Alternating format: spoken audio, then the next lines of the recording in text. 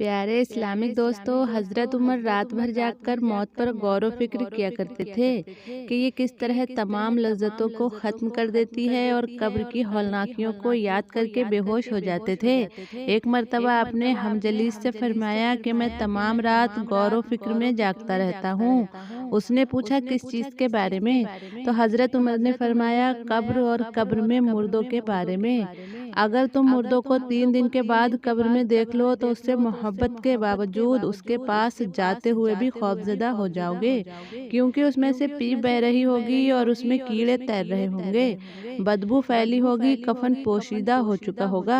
ये कहकर रोते रोते हिचकी बन गई और हजरत उमर बेहोश होकर गिर पड़े। उनकी बीवी उन पर पानी छिड़ककर उन्हें होश में लाई। आप अक्सर फरमाया करते थे कि जिसने मौत को अक्सर याद किया और थोड़ी दुनिया पर राजी हो गया वो कामयाब है। प्यारे इस्लामिक दोस्तों, आज की इस वीडियो में हम आपको एक पाकिस्तान की औरत का वाकया सुनाएंगे जिसने मरने के बाद कब्र में ऐसा अजीबोगरीब काम किया जिससे देखकर हर कोई हैरान रह गया। दोस्तों, एक भाई अपना वाकया बताते हैं। वो कहते हैं, मैं उन दिनों लाहौर में नया नया आया था और एक निजी हॉस्टल में रहता था। मैं जिस जगह रहता था वो कब्रिस्तान से तकरीबन 1 किलोमीटर के फासले पर थी। मेरी आदत थी कि मैं जुमेरात को कब्रिस्तान जाता और कब्र वालों के लिए दुआ करता। एक दिन मैं दुआ करके वापस लौट रहा था कि अचानक एक नौजवान मेरे सामने आ गया।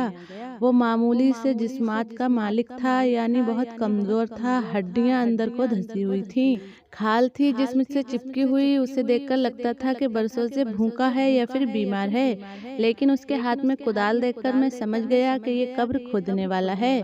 उसने मुझसे एक महीन सी आवाज में कहा, आप जिस कब्र पर दुआ कर रहे थे उधर कोई नहीं, यानी वो कब्र खाली है।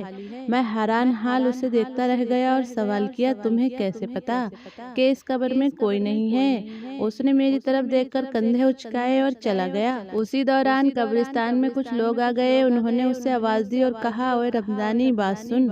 उस लड़के का नाम रमजानी था। वो लोग उसके पास आए और कहने लगे, कोई जगह बताओ, दादाजी की कब्र खुदनी है। उनमें से एक आदमी ने 100-100 के कुछ नोट निकालकर उसे दे दिए। उसने पैसे अपनी जेब में डाले और उन्हें अपने पीछे आने का इशारा किया। मैं भी उनके पीछे पीछे चल दिया। एक जगह पहुंचकर वो लड़का कब्रों के पास खड़े होकर कब्रों को सूंघने के अंदाज में देखता रहा और फिर एक कब्र की तरफ इशारा करके कहा, ये कब्र खाली है। उन लोगों ने उससे कहा, अच्छा तो फिर कब्र भी बना दे, जनाजा इशा के बाद लाना है। मैं बड़ा हैरान हुआ कि इस लड़के को कैसे मालूम कि कौन सी कब्र खाली है और किसमें मुर्दा होगा। मेरे जहन में ख्याल आया कि शायद इन लोगों ने जाली कब्रें बना रखी हैं और पैसा लेकर कब्रें बेचते हैं। इसके बाद मैं कब्रिस्तान में रहने वाले बूढ़े आदमी के पास गया और उससे सवाल किया कि तुम लोग कब्रें भी बेचते हो?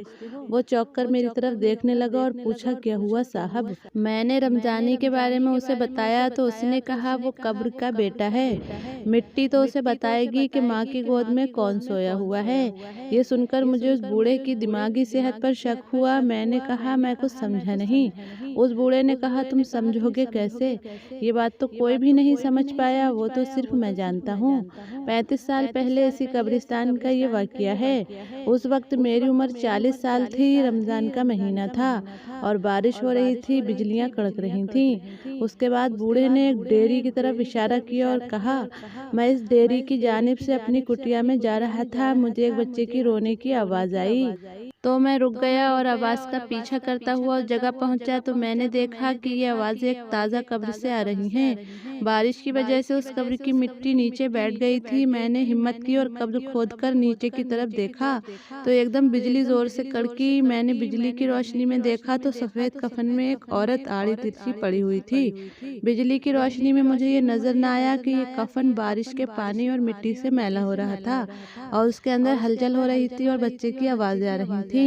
ये मंजर देखकर मैं घबरा गया। मैं समझा ये कोई जिन भूत का काम है।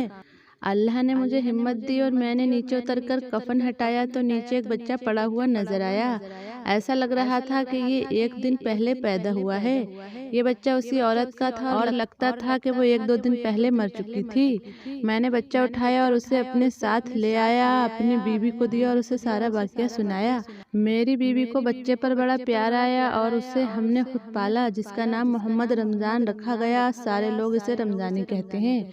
मैंने बहुत कोशिश की कि किसी तरह पता करूं कि इस कब्र वाली औरत के वारिस कौन हैं, घर वाले कौन हैं, लेकिन मैं नाकाम रहा। इसके बाद रमज़ानी को हमने माँ बाप बनकर पाला। ये भी एक बच्चा ही था, लेकिन इसे कब्रों से बड़ा प्यार हो गया था। कब्रों से लिपट कर सोता है। अल्लाह ने इसके अंदर कोई ऐसी ताकत रखी है कि ये कब्र सूंघकर बता देता है कि इसमें जो मुर्दा है वो औरत है या मर्द, बच्चे का है या फिर बड़े का जिस्म है, कितना पुराना है और कितना नया है। दोस्तों, इसे इत्तेफाक कहिए या मौजज़ा कहिए या कुछ और कहिए, ये बात समझ में नहीं आती, लेकिन ये वाक़या लाहौर मियानी कब्रिस्तान का है और ये गोरकन, जिसका नाम रमज़ानी है, आज भी वहाँ पर मौजूद है और कब्रों को सूंघकर बता देता है कि इसमें जो मुर्दा पड़ा है मर्द है या औरत है। और उसको ये भी मालूम हो जाता है कि ये कब्र कितनी पुरानी है, इसमें मौजूद मुर्दा बच्चा है या फिर जवान है। हज़रत उस्मान जब किसी कब्रिस्तान पर ठहरते तो इतना रोते कि आंखें और दाढ़ी तर हो जाती। उनसे किसी ने कहा कि जब आपके सामने जन्नत और जहन्नुम का जिक्र किया जाता है तो आप नहीं रोते, लेकिन कब्र को देखकर इस कदर क्यों रोते हैं? तो उन्होंने कहा कि रसूलुल्लाह सल्लल्लाहु ताला अलैहि वसल्लम ने इरशाद फरमाया, आखिरत के मनाजिल में से कब्र पहली मंजिल है। अगर किसी ने कब्र के अजाब से निजात पाई तो उसके बाद की मराहिल आसान होंगे, और अगर जिसे अजाब कब्र से निजात न मिल सकी तो उसके बाद के मनाजिल सख्त तर होंगे। हज़रत उस्मान गनी ने मजीद कहा कि रसूलुल्लाह सल्लल्लाहु ताला अलैहि वसल्लम ने इरशाद फरमाया, घबराहट और सख्ती के एतबार से कब्र की तरह किसी और मंजर को नहीं देखा। हज़रत उस्मान का ये हाल कि कब्र के अजाब का इतना खौफ और डर लाहक हो कि उसे देखकर ज़ारो कतार रोने लगे, और हमारा ये हाल है कि हम अजाब को भूले हुए हैं। खुदारा मरने के बाद का सोचो कि मरने के बाद हमारा क्या होगा, कब्र में हमारा क्या हाल होगा।